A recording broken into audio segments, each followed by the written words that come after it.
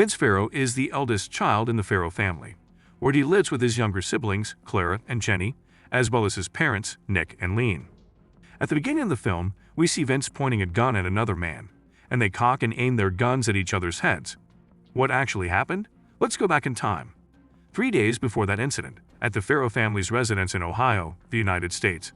Because Nick was severely injured due to a fatal accident, the Farrow family decided to sell their house to pay for their father's hospital bills. Since Lean worked as a waitress in a restaurant, and Vince was just a miscellaneous electrician. As usual, one morning, Vince dropped his mother off at work, visited his father in the hospital, and then went to his wealthy client's place, William and his wife, Aileen. While Vince was working on the electrical wiring, he accidentally overheard a conversation between William and his wife. They were discussing a game with a substantial prize. After that, William opened an envelope containing the details of the game, entered his information, printed the document, and stored it in his cabinet. The next day, Vince returned to William's house to continue his electrical work. Once again, he unintentionally overheard William's conversation, this time with his friend, discussing the game that could earn them a significant amount of money within a day if they succeeded. Upon further investigation, Vince discovered that William had won this game before and was enlisting the help of his friend to participate this time. Hearing all of this, Vince grew even more curious about the game. Later, when William's friend had left, Aileen had a chance to look at the contents of William's document. To her shock, she discovered her husband, William, had died from a drug overdose due to his addiction. The police were called immediately, and Vince was questioned since he was present at the house. After providing his identification to the police, Vince was allowed to leave. However, desperate for money to cover his father's medical bills and support his family, Vince, driven by desperation, decided to steal the document regarding the game from William's cabinet and use it to claim an item at the address mentioned in the document. After receiving the item from the post office, Vince opened it and found a cell phone, 5 $100 bills, and a letter with a spider logo and a key attached to it. The mysterious game organizer instructed participants to dispose of their personal cell phones, use $500 to pay for a hotel in New York, and await further instructions through the provided cell phone. Elsewhere, the police assigned Detective Larry to investigate William's death. It turns out that Larry had some information about the game, and he tried to question William's wife, Aileen, over the phone. However, Aileen lied and claimed that her late husband had never mentioned the game. The following morning, Vince looked very presentable and claimed he was leaving for a job interview, even though he was actually going to New York by train to participate in the game. However, because Vince was the only outsider present at the scene of William's death, Detective Larry dispatched one of his subordinates to secretly follow Vince. Upon arriving in New York, precisely at the Hyatt Hotel, Vince was finally contacted by an unknown number and asked to open locker number 253 at a post office using the key provided in the envelope earlier. The locker contained a train ticket to Makeup Station and further instructions. However, there was a condition. Vince had to get off one station before Makeup to cover his tracks. The next day, Vince went to the post office as instructed. In addition to the train ticket, locker number 253 also contained a map and a piece of cardboard with the number 13 on it. After that, Vince boarded the train and took a taxi when he arrived at the station before Makeup. Vince asked the taxi driver to take him to a remote intersection, as indicated on the map he was carrying. Shortly after, Vince was met by a man named Jack, who recognized him because of the cardboard with the number 13. Jack asked for the phone given to Vince by the organizers. Then he led Vince to a cabin in the middle of the forest. On the other side, Larry and the police following Vince lost his trail because, as far as they knew, Vince was heading to Makeup Station according to his ticket. The police only had the last location from the taxi driver, who had only dropped Vince off and didn't know where Vince was heading next. After changing clothes and getting his shoes heels removed, Vince was taken to a luxurious house in a remote location in another car. There he saw many wealthy middle-aged men placing bets of hundreds of thousands, even millions of dollars with a group of organizers. Vince, confused by the situation, finally met Joe and Mark, where they both wondered why William hadn't shown up. Vince finally explained honestly what happened, where William had died of an overdose, and Vince followed the job instructions from William's file because he knew he could earn a lot of money. It turns out that Joe and Mark were the ones who brought William there. But now that Vince had replaced him, they were confused about what to do. Besides Vince being so innocent, they were also afraid he might be followed by the police. But since the game was about to start shortly, Vince had no choice but to participate as contestant number 13, even though he initially refused. and it turned out this illegal game was a game of Russian roulette using a revolver where each participant stood in a random circle, filled one bullet into the revolver cylinder, spun the cylinder multiple times until the referee named Henry asked them to stop. Then the gun was pointed at the participant in front of them.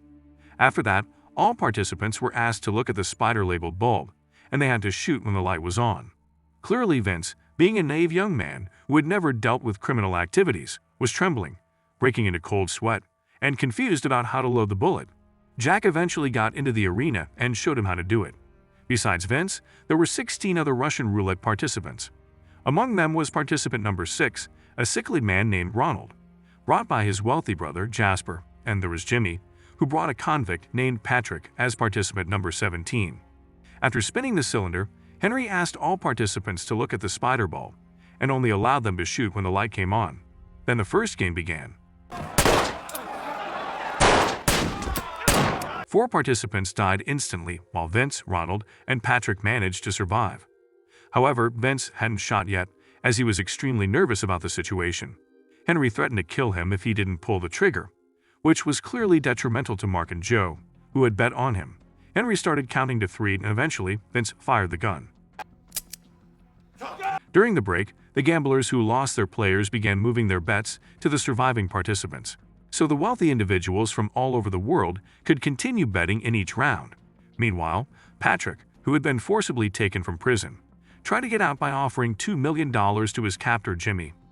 Of course, this request was flatly rejected because, aside from fearing that Patrick would be caught by the police if he got out, Jimmy knew that Patrick didn't have that much money.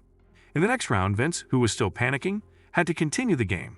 This time, the number of bullets used increased to 2, making the chances of a participant getting shot higher. With the same rules, the participants lined up to load their bullets, rotated the cylinder as directed by Henry, and looked towards the bulb until it lit up. Vince appeared calmer this time, but he was still somewhat anxious and occasionally glanced at the participants behind him, until the light finally turned on, and all the participants fired their guns. Fortunately, the participant behind Vince died before he could pull the trigger, even though the bullet was already in the pistol's barrel. In the next break, Patrick continued to negotiate with Jimmy, hoping to be released from the dreadful game. However, no matter what, Patrick had to follow through with the game until the end, as the organizers would hunt down and kill anyone attempting to escape. With the increasing likelihood of death and a son to consider, Patrick finally promised a 50-50 split of the $6 million stolen from the heist he and his team had committed, which was still hidden. If he died, Patrick instructed Jimmy to take the map, showing the location of the money truck he had written and stored in his pocket, then split the $6 million in half, giving $3 million to Jimmy and the remaining $3 million to Patrick's son. In the third round, the number of bullets was increased to 3, and during that round, 3 participants were shot and killed. Now, there were only 5 participants left: Vince the number 13, Patrick the number 17, Ronald the number 6, and participants number 9 and 3. As it was the final round, the organizers asked each participant's handler to pick a ball covered with plastic. Among the balls, there were 3 white ones and 2 black ones. Those who picked a black ball would send their respective participants to the final duel, while the 3 participants who picked white balls would receive a prize and be allowed to go home. After explaining the rules, the handlers began picking the balls. Out of the final 5, Joe and Jasper picked the black balls. That meant Vince would face Ronald in the final, while Patrick could go straight home to meet his son. But suddenly, as Patrick was getting ready to leave, Jimmy intended to kill him to take the truck location map from Patrick's pocket, and also the prize money he would receive from this game. When Jimmy began to strangle Patrick, fortunately, one of the organizers came over and stopped Jimmy's actions. It was forbidden for anyone to torture a surviving player.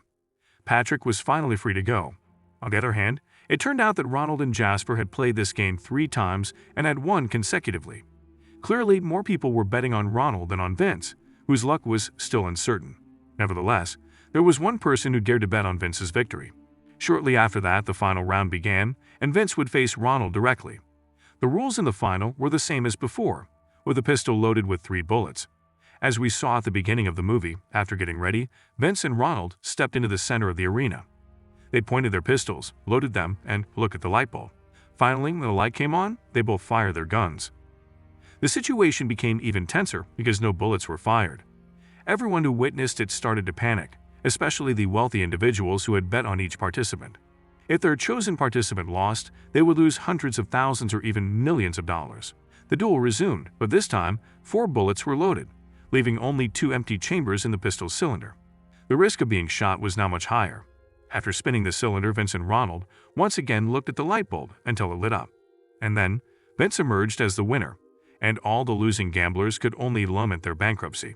Meanwhile, Jasper immediately left the crowd because his brother was killed right in front of his eyes, and he lost a significant amount of money. As the winner, Vince received a prize of $1,850,000. After the game was over, Joe and Mark offered to take Vince to the nearest station. Vince pretended to accept their offer, but sneaked out of the building. He carefully navigated through the pile of bodies of the defeated participants, as there was a chance that Joe and his associates might suddenly kill Vince on the way to take his money. In short, Vince managed to escape and reach the station. However, while waiting for his train to go back, he noticed the taxi driver who was observing him. The taxi driver discreetly reported Vince's location to the police. Soon after, the police arrived at the station. Vince panicked upon seeing the police gathering and tried to hide his bag of money. However, with no secure hiding place and the police closing in, Vince eventually stashed his bag of money in a trash bin. After that, Vince sat on the train station platform with a calm expression. The police officers who found him immediately took Vince to the police station. Upon arriving at the station, Vince was interrogated by Detective Larry, who questioned him about the whereabouts of the money and what happened after he was taken to the crossroads by the taxi driver. Vince, realizing that Larry already had some knowledge about the deadly game, cleverly fabricated his story. He claimed that he had indeed assumed William's position as a player, but was mistaken for an intruder by the people in the forest cabin. They attempted to shoot him because they knew he wasn't William. Vince continued to run through the woods, even his shoes' heels came off along the way, even though they had actually been removed by the game organizers before the game's first round. Larry continued to press Vince for information and asked about the location of the cabin. However, Vince continued to insist that during the journey to the cabin, his eyes were covered with a cloth, and the same was done when he fled from the guard shots. Vince claimed that he had run through the dark forest all night, and of course, couldn't remember the route to the cabin. Hearing Vince's convincing alibi, Larry eventually released him. After leaving the police station, Vince hurried back to the train station and searched for his money bag in the trash. Unfortunately, the bag was not there. Undeterred, Vince attempted to search through the garbage pile outside the station, and luckily, he managed to find the bag containing his prize money. To keep his money safe and be able to quickly pay his father's hospital bills, Vince immediately sent the money to his family and informed his mother via a payphone. Since Vince had been away for days and suddenly sent a significant amount of money, his mother grew increasingly worried. Vince promised to tell her everything when he got home. Even though Vince had been released by Larry, there was still a possibility that the police might be tailing him. That's why Vince decided to stay in a hotel near the station that night. The next day, Vince filled a large bag, which originally held the money, with food and a stuffed sheep toy, just in case the police arrested him again, and no one except his family would know about the money. But suddenly, as Vince was walking in the station, Jasper coincidentally spotted him. Fueled by anger over his bankruptcy and his brother's death at Vince's hands in that insane game, and seeing Vince carrying the bag, Jasper immediately began following Vince onto the train. He then shot Vince and took the bag when the train stopped at the next station. Vince, weakened from being shot multiple times, was still attempting to remove evidence of the game by chewing up the money transfer receipt to his family. Although the police would later interrogate Vince's family, no one would ever know about Vince's participation in the game, let alone the prize money. Not long after losing a significant amount of blood, Vince eventually passed away. Although he didn't get a chance to reunite with his parents, he managed to resolve many of his family's problems, including paying his father's costly hospital bills, and the movie finally ended. So, what do you think of this movie? Did you enjoy the recap? Hit the like button if you liked it, subscribe if you loved it, and feel free to share this content with your friends and family as well, and drop your thoughts in the comments section below. Any constructive feedback is highly appreciated. Kindly check out our channel to find even more movie recaps of your liking, and don't forget to ring the notifications bell to stay updated with our future videos. And that's about it. Thanks for watching, and see you in the next videos.